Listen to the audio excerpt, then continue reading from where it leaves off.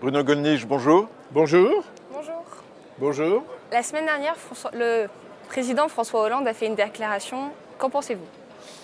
Une déclaration annonçant qu'il ne serait pas candidat au renouvellement de son mandat. Bon, écoutez, c'est courage Fillon. On a dit que c'était d'une admirable dignité. Je crois que c'est surtout pour éviter une humiliation terrifiante, puisque il eût été certainement battu au cours de l'élection présidentielle, et je pense même qu'il aurait été battu à l'occasion de la primaire par ses propres amis politiques socialistes. Par conséquent, il a pris la décision d'une certaine façon qui s'imposait pour éviter cette humiliation. Alors, nous allons assister ce soir, puisque nous sommes lundi aujourd'hui, à la déclaration de candidature de M. Valls, qui va quitter le gouvernement. C'est très bien qu'il quitte le gouvernement. Ça n'était pas absolument indispensable. Il me semble que quand M. Balladur s'est présenté comme candidat à la présidence de la République, il n'a pas quitté le gouvernement. Notez que ça ne lui a pas été favorable. Je crois que l'annonce de sa candidature dans les ors de l'hôtel Matignon n'a pas été pour lui une très bonne chose. Alors nous verrons d'abord qui sera le Premier ministre intérimaire qui expédiera les affaires courantes jusqu'à la fin du quinquennat. Et puis nous verrons bien sûr ce que fera M. Valls lors de la primaire socialiste, où il aura quand même fort à faire. Moi je pense qu'il triomphera de cette primaire. Est-ce qu'il arrivera ensuite à rassembler son camp? Rien n'est moins sûr, naturellement. Je pense notamment qu'il a une redoutable concurrence avec M. Mélenchon, qui a annoncé de façon très claire que lui ne se soumettrait pas à la primaire et qui, je pense, peut faire un score. Alors finalement, on recycle les premiers ministres. D'un côté, les Français ont rejeté Nicolas Sarkozy et on présente François Fillon. Et là, Hollande s'en va et on recycle Tout à fait. M. Valls. Tout à fait.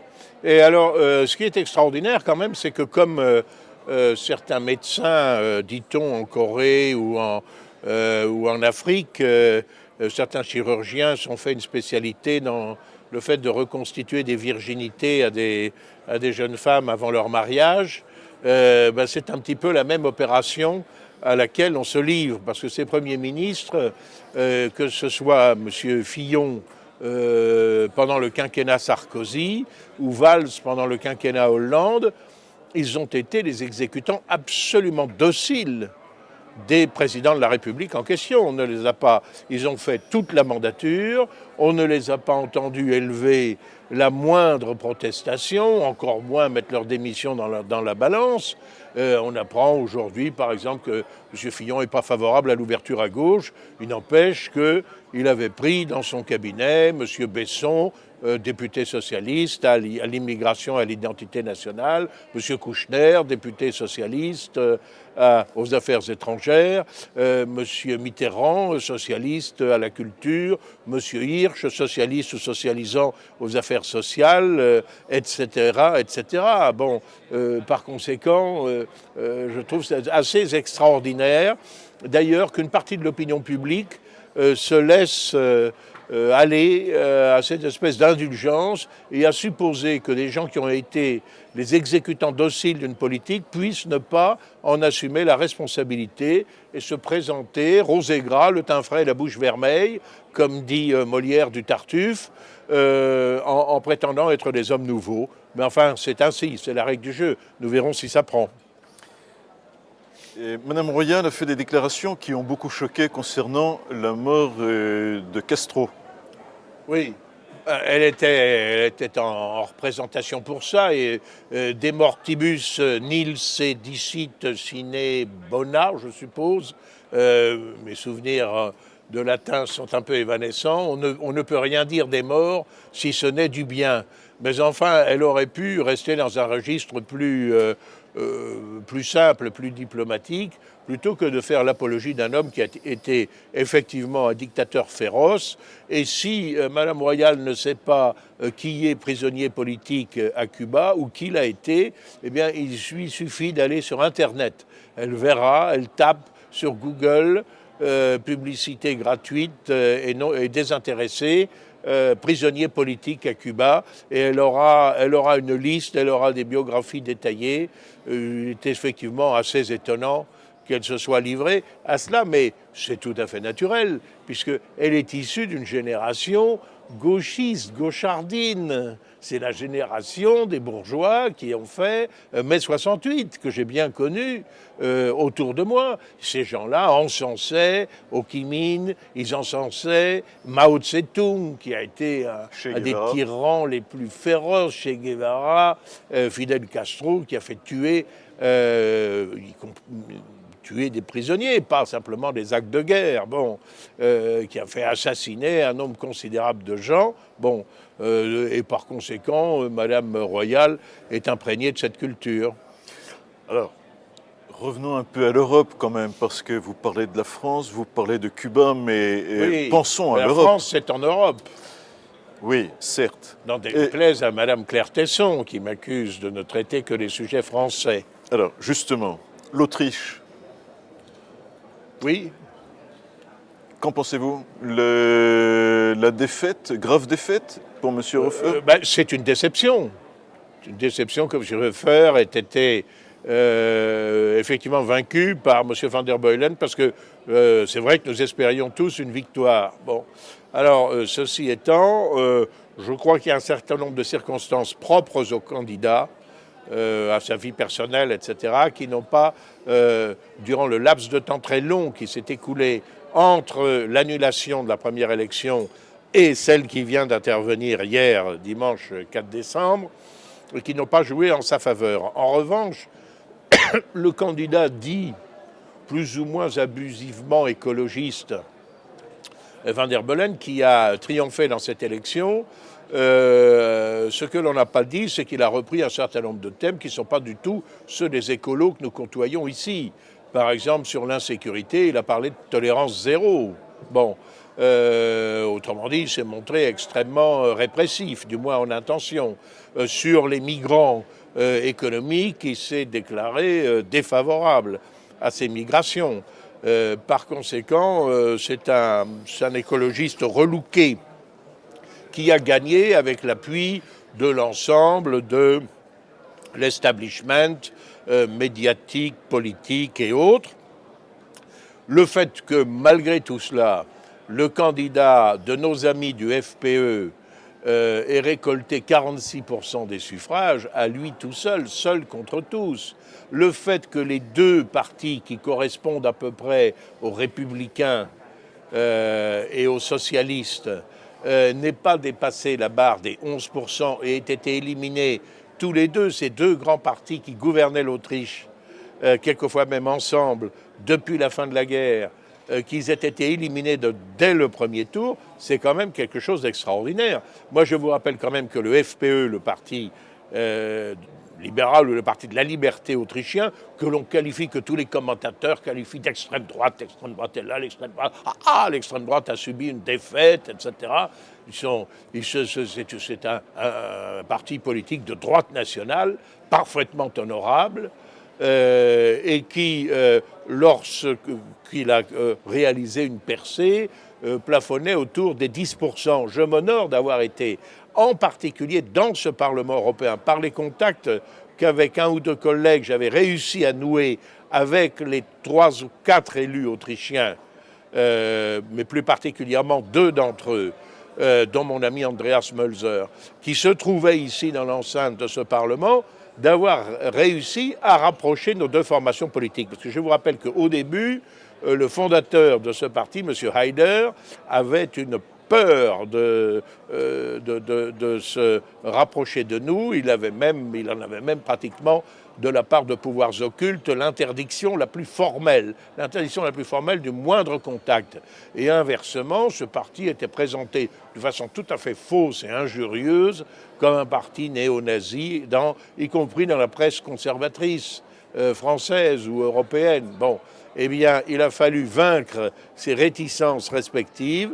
Je m'honore d'y avoir grandement participé. Je suis heureux que les députés de ce mouvement fassent aujourd'hui partie du groupe que préside Marine Le Pen. On dit qu'il y a un plafond de verre. Rien n'est plus fragile, chacun le sait, que le verre. Hein, voilà. Ils sont à 47% à eux tout seuls. Ils sont quand même la première force politique de l'Autriche. Je crois que ça augure bien des élections législatives qui vont suivre. Alors, restons en Europe. Après l'Autriche, l'Italie. Là, un résultat différent. Oui, c'est la défaite de l'euro-mondialiste Renzi. Et là, c'est une très lourde défaite. Par conséquent, voilà, chaque jour apporte son lot de mauvaises ou de bonnes nouvelles. En l'occurrence, c'est une bonne nouvelle. Je crois que l'électorat italien a rejeté la politique de M. Renzi, comme nous souhaitions au fond de nous-mêmes qu'il le fasse. Et là encore, on le doit en partie à nos amis et alliés de la Ligue du Nord. La politique de Renzi, c'est la politique que préconise François Fillon. Qu'il préconise et qu'il a appliqué déjà avec les conséquences que l'on connaît, notamment sur le chômage, la montée du chômage. Absolument. Du temps de Nicolas Sarkozy. C'est une politique, c'est en réalité une politique déflationniste. C'est un peu la politique de Pierre Laval dans les années 30. On est bien loin, là. Comment ? On est bien loin. Ah mais non, on n'est pas si loin que ça, d'ailleurs. C'est intéressant, Pierre Laval, qui était président du Conseil, c'est-à-dire Premier ministre, avec beaucoup plus de pouvoir que le président de la République, exactement sur le modèle de l'Italie actuelle, qui avait mené cette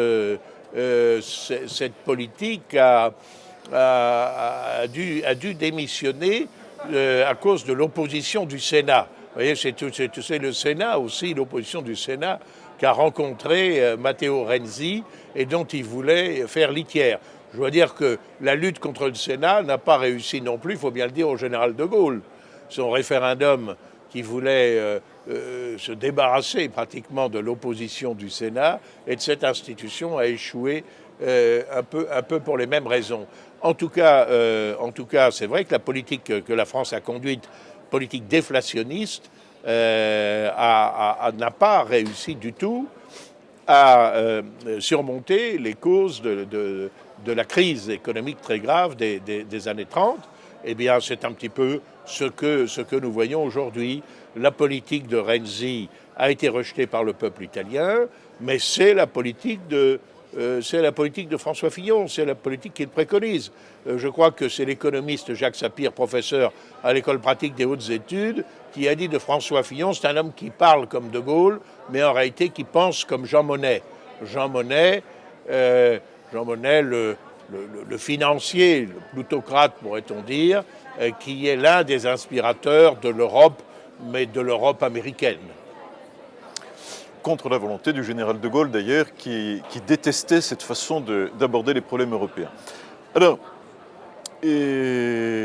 après l'Italie, disons un mot de Marine Le Pen qui était à Mayotte. Oui, et j'aurai le plaisir d'être au bureau politique du Front National demain mardi. Et évidemment, elle nous rendra compte de ce voyage, de ce périple outre-mer. Je crois qu'elle manifeste par là l'intérêt qu'elle a envers le domaine ultramarin français, c'est-à-dire les territoires et départements d'outre-mer d'une part, mais il ne faut pas oublier qu'en dehors de leur intérêt propre, il y a aussi toute la zone maritime qui se situe à la périphérie.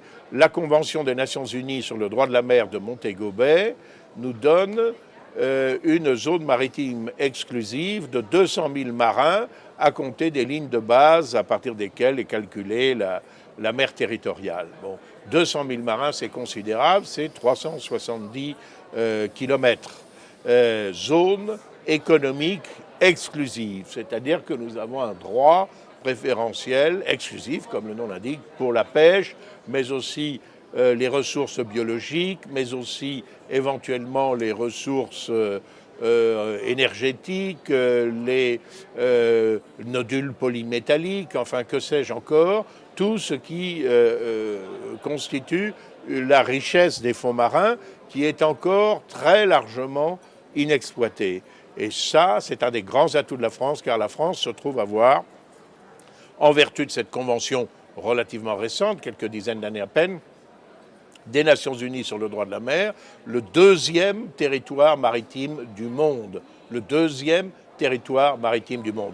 Grâce à cette poussière de confettis que nous ont valu les épopées de nos explorateurs, de nos marins, de nos pionniers, de nos missionnaires, de nos découvreurs, c'est sur tous les océans, pratiquement, nous avons ces îlots, ces archipels qui déterminent ainsi ce très vaste domaine. Et je crois que Marine Le Pen a tout à fait raison de mettre l'accent sur ce qui constitue un des grands atouts de la France à l'orée de ce siècle.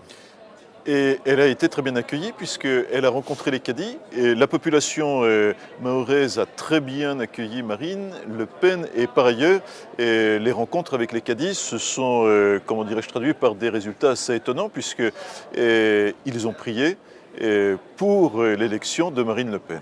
Écoutez, chacun prie évidemment par le canal qui est le sien. Je pense qu'un certain nombre de commentateurs malveillants en déduiront, non pas quand même parce que ce serait gros que Marine Le Pen se serait convertie à l'islam, mais du moins qu'elle aurait une certaine bienveillance. Elle a un respect pour la religion de chacun, dès lors que celle-ci s'exerce de façon évidemment pacifique et l'accueil qu'elle a reçu, effectivement, de la part de gens qui sont très attachés à rester dans le giron de la France, sont victimes d'ailleurs d'une immigration sauvage qui vient du reste des Comores, qui après avoir choisi de se détacher de la France, ont connu, évidemment, serais-je tenté de dire, des épisodes de misère qui font que, ils essaient de réinvestir l'île de Mayotte. Maintenant, nous devons réserver nos avantages à nos compatriotes, quelle que soit leur origine, leur religion, la couleur de leur peau. Contrairement à ce que certains croient, ça a toujours été la doctrine du Front National. Ça ne serait pas la préférence nationale? Absolument. Bonne Ganesh, merci. Merci à vous.